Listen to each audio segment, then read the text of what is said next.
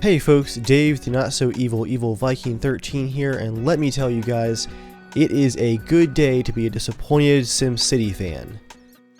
Even with the closure of Maxis just last week, and of course the crushing disappointment that was SimCity 2013, there is hope on the horizon, and it comes in the form of Cities Skylines developed by Paradox Interactive.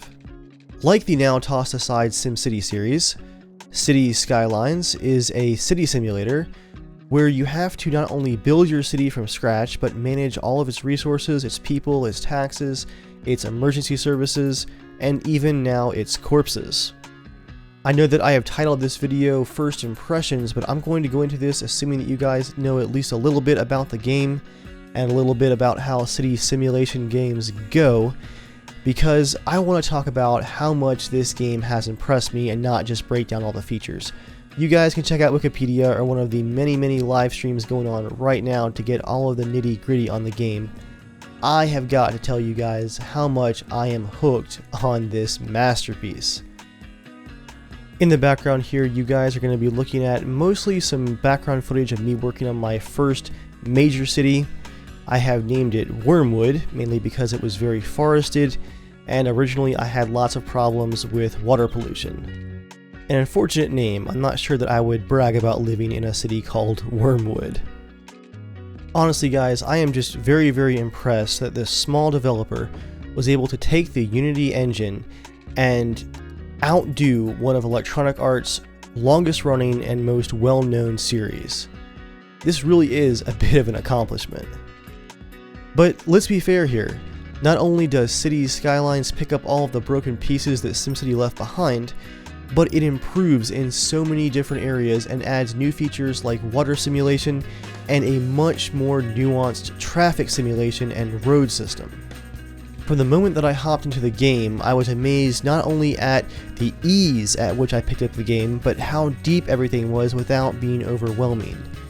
The advice and tooltips are helpful, and even though I think that you could really go in deep with this simulation and spend a lot of time tweaking sliders and getting everything just set up exactly how you want it, it's also not necessary for the majority of the game.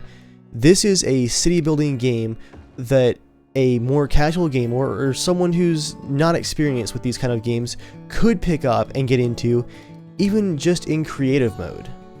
I do think it's awesome that creative mode isn't necessary though, and the game just does a really great job at tossing you right into the city building without letting you get swamped and seeing your city wiped out by things that just feel like they're out of your control. Now, I know some of you guys might be saying, alright, it's a first impressions video, is it a bit early to call it a masterpiece? Probably, but I'm a good, I think 8 or 9 hours into my first city, and there are no signs of the problems that we saw in SimCity and previous Sim city building games. There's no breaking in the simulation. Things aren't totally freaking out. Things aren't getting stuck. You don't have emergency service workers stuck on one side of the map blocking traffic so that trains can't come in and stuff like that. The simulation is humming along just fine, and as my city grows and as I find more and more things to manage and tweak, I can't get over the creative tools that I've been given, even just within a new city game itself. Just starting up the game and picking one of the default terrains and just saying, let's start my city. You can go in and fine-tune a crazy amount of detail just right there in your city, just by default. You can build parks by hand, laying out individual trees and fountains and marking out where you want paved pathways to go. You can create different districts and zones in your city and set certain areas as specializations. You could have industrial areas, areas that are focused on education, areas that are focused on farming. You can put down local city laws and ordinances. You can ban smoking in your entire city or just in part. You can legalize recreational drugs in part of your city. There's just a ton of things to do to keep you from feeling like you're just creating the same cookie cutter cities over and over again. I'm still in my first main city. I've played around with a couple other terrains here and there, but each time I think that I know which direction my city is going to go in, I find a new little toy to play with. If I sound a little bit froggy to you guys, that's because it is way late at night, technically in the morning. I am running on like 2 cups of coffee because this game has consumed me tonight. I had a feeling that it was going to be good, but I did not expect it to be this addictive and this good right out the gate. No launch issues, no DLC day one, no junk, just a clean, nice, working launch, a very solid game, and from what I've seen, some very, very excited and happy developers to see their game doing so well. I gotta tell you guys, after what 2013 and 2014 was for game launches, it is great to be a part of a launch that is just exciting and happy and fun. There's no drama, there's no anything. It's just a great game, and really, really awesome to see that. It's a nice change of pace, for sure. I really want to encourage you guys, if you enjoy RTS games, or Minecraft even, or anything that might be a little bit creative, check this game out. Watch some streams, watch some videos, and look around for a deal. I got my copy from Green Man Gaming for 21 bucks. It is very reasonably priced, and you will be supporting some pretty top-notch developers that I hope to see more from in the future along this direction for their games. Visually, the game looks great. It's got a very fun graphic style, not quite cartoony, but a bit just stylized. And the Unity engine actually holds up really, really well here. Performance is great, even with massive cities. And speaking of massive cities, let's talk about the size of these things. Your starting square is 2 by 2 kilometers. That was SimCity's starting area. You can unlock 9 more of those, and with mods, yes, mods are supported right now, day one. With mods, you can unlock up to 25 of those 2 by 2 kilometer tiles. You have the tools to create some absolutely massive and just astounding cities, where you can totally divide them up in between roles for different districts. Now, I just mentioned mod support, and this is what really got me in trouble today. As much fun as I was having building and customizing my city, checking out the simulation, laying out raised highways and on-ramps, and trying to keep my city from burning down with all of these back alleyways that are hard to get to with fire trucks, I noticed the mod workshop support.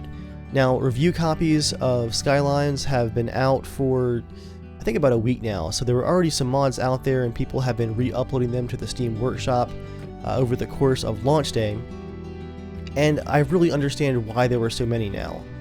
The tool set that the devs have included in the game is wide-ranging and just really, really impressive. There is a map editor where you can import height maps. You can take real-world terrain data and then create a map off of it. And that really, really helps to get nice-looking tiered mountains that have the different forks of terrain that make it look so real, because after all, it is real height map data. From there, after importing your height map, or if you want to, you can start with a blank slate.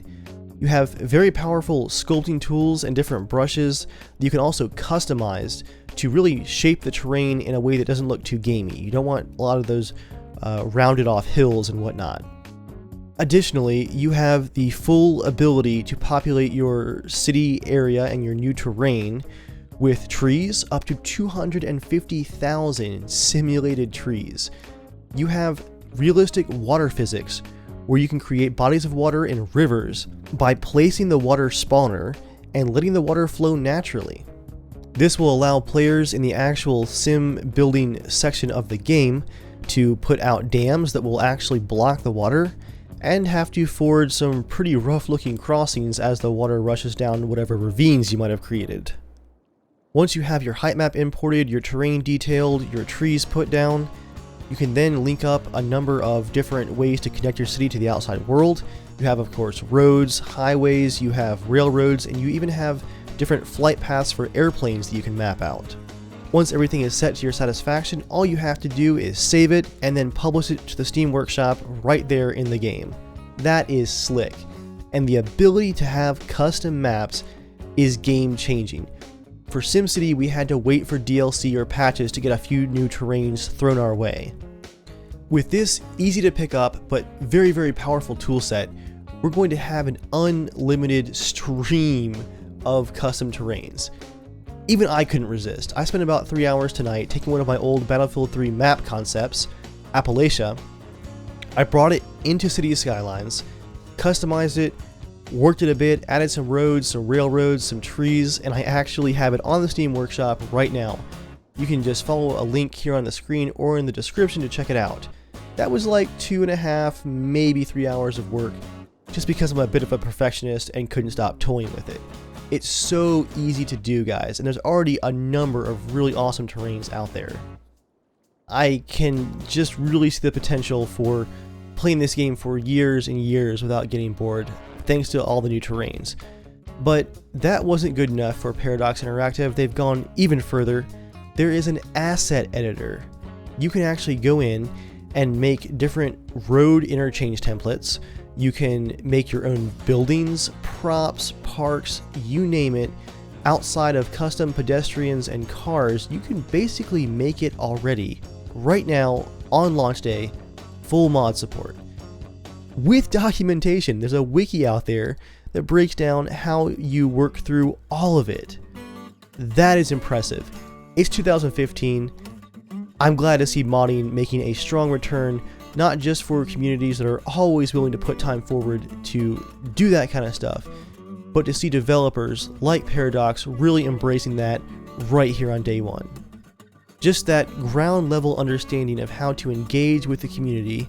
Just give them the tools, give them the resources, and let them go to town. Or go to city, in this case. Excuse the horrible pun. For someone who just has a little bit of 3D experience, this should be very easy for you to pick up. The importing and exporting just works like you would expect it to. Everything seems to scale really nicely, and I can't wait to get in there and detail my first building. Not the teapot, as shown here. This is, in fact, just a test. I don't really see a need for a giant teapot shack.